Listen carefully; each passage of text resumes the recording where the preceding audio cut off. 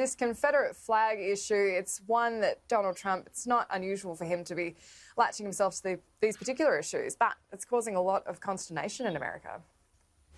Yeah, look, there's been discussions in NASCAR about removing the Confederate flag for a long time. It's been, I think it was first mooted 5 years ago that they try and remove that. There's actually a lot of consensus amongst the drivers that it should be removed. The Bubba Wallace incident comes at a very sensitive time. I think Bubba Wallace himself said, look, he got it wrong. The investigation that was done by the FBI showed that rope was put up well before people even knew that was his garage. And he said, thanks very much for all the support. The president's response, much more incendiary, accusing Bubba Wallace of perpetuating a hoax. And I think that'll be of some consolation to his aides, who are looking for him to be a bit disciplined at the moment. Lindsey Graham came out yesterday and said, well, this is not ideal from the president. They won't want him to be tweeting this sort of stuff right at a time when he's really under siege on a number of fronts for his performance, particularly for his performance in dealing with the coronavirus pandemic.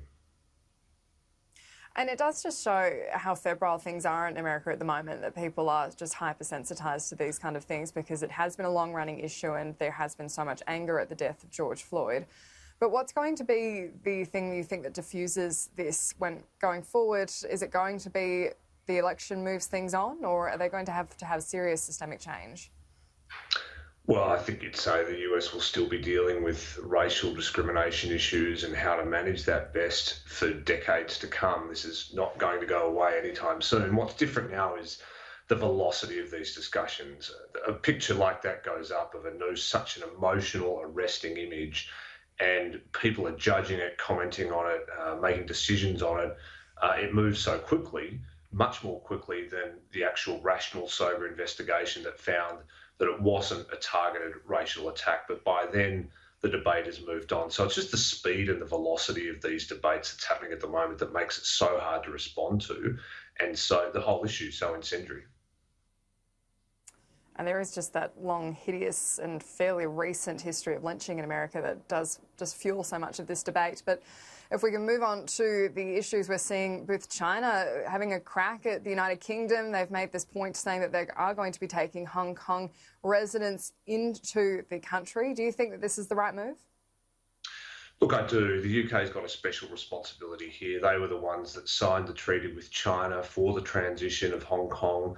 They were the ones that set up the system of effectively of one country, two systems. And the UK has now said, well, China welched on the deal. China cannot be trusted. So I think in those circumstances, they have a special responsibility to the citizens of Hong Kong. They've already offered several prominent Hong Kong opposition figures political asylum, and that's entirely appropriate. I mean, what we're seeing in Hong Kong is extraordinary stuff. Reporting in the South China Morning Post this morning that there is a purge happening in Hong Kong community and university libraries to remove books by figures like Gandhi and to get rid of figures like Gandhi and Nelson Mandela because they might fall foul of the new national security laws that have been introduced. So in those circumstances, Britain does have a responsibility. There's also a discussion happening in Britain at the moment.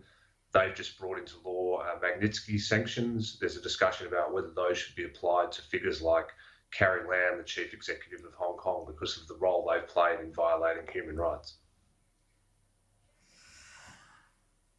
And it's, certainly a discussion that's not going away anytime soon. And just finally, though, we have seen a pretty thoughtful opinion piece from Senator Jim Molan himself, who served in the Australian Army at pretty high levels, saying that Australia is really facing a crossroads at the moment with our defence strategy, that for so long we haven't had to have one. Do you agree? Look, I do. I think the issue that Senator Molan's pointing to is that we don't have a national strategy. We have a defence strategy, we have a treasury strategy, but there's no clear part of the Australian government that's actually charged with doing the whole of government long-term strategic thinking.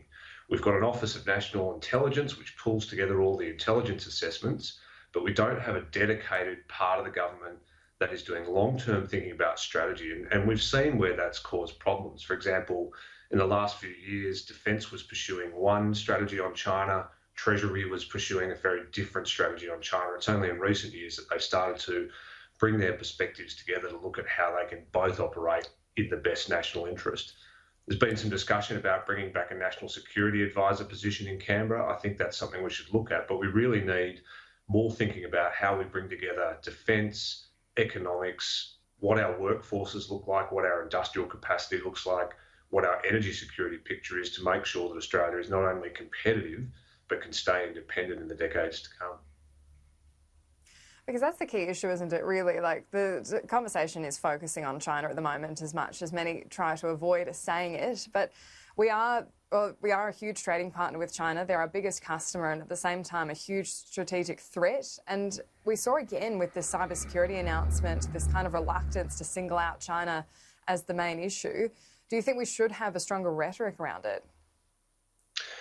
Well, I think rhetoric for its own sake isn't worthwhile. We've got to make sure that everything we say and do is advancing our own national interests. So while sometimes it's important to show what you stand up for and to show what your values are, and sometimes the way to do that is by saying what they're not. We've seen that in a series of speeches from Australian political leaders about what's happening inside China and about how China is approaching the world.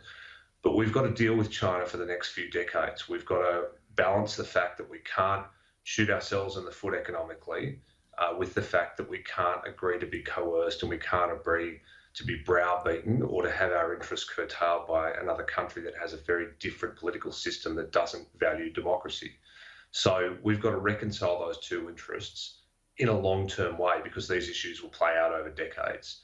So that's why I think Senator Molan and others are calling for a rededicated effort within the government to look at that. I mean, Japan, for example, they formed a national security organisation, a national security council-like organisation several years ago to bring together all of these different parts of government effort.